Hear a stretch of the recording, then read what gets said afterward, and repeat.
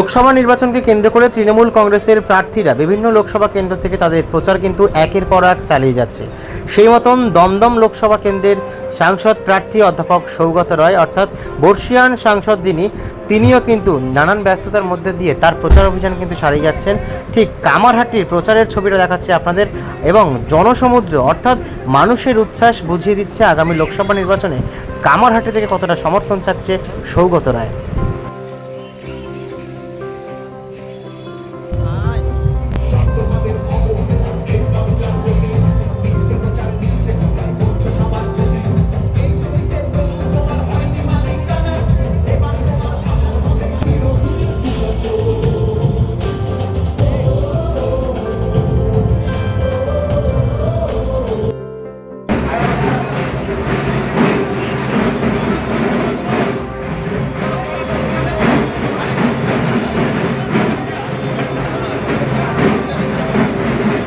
BJP আর CPM ঘরে ঢুকল। আমি তো চ্যালেঞ্জ করলাম, মদন মিত্র বেরিয়েছে, সবাই ঘরে ঢুকে যাবে, কিন্তু আপনারা একটু তাড়াতাড়ি এগিয়ে যান।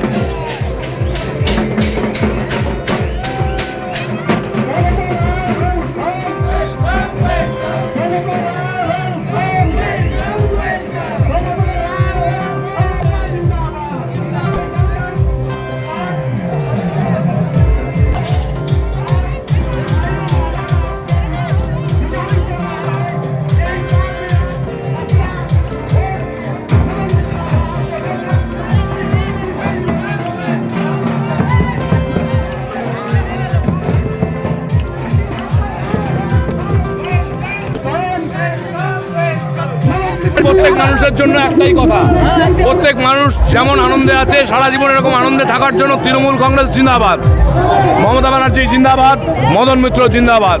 সৌগত রায়কে বিপুল ভোটে জয়ী করুন।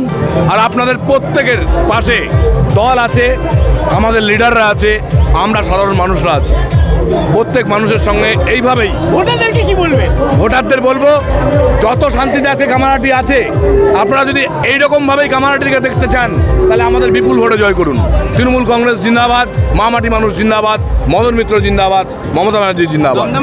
বিরোধী শূন্য, বিরোধী নেই।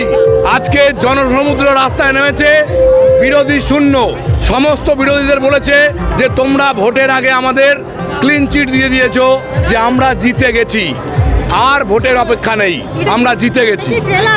এটা ট্রেলার না, এটা ট্রেলার যদি হয়েও থাকে এর পরেরটাই ফাইনাল, সেটা আমরা 1 তারিখে প্রুফ দেবো।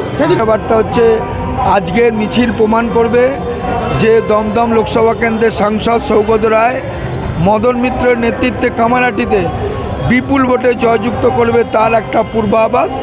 এই জনসভা, এই জনজোয়ারের একটা আভাস আমরা দিলাম। আগামী দিন আরও বড় বড় চমক আপনারা দেখতে পাবেন। আমার সঙ্গে আছেন পৌরসভার চেয়ারম্যান, যার নেতৃত্বে আমরা আজকে এই বিরাট মহামিছিল নিয়ে এগিয়ে যাব কামারহাটির মন্দির থেকে মসজিদ পর্যন্ত। বিরোধীদের কিছু বলার নেই, আমরা চাই জুড়তে, ওরা চায় ভাগ করতে। তো সেই জন্যই আজকের যে আমাদের পূর্বই ঘোষণা হয়েছে যে মন্দির থেকে মসজিদ, যদি এখানে গির্জা থাকতো তাহলে সেখানেও যেতাম। এই বার্তায় যে আমরা সকলে এক, এই বাংলা ভাগ করা যাবে না।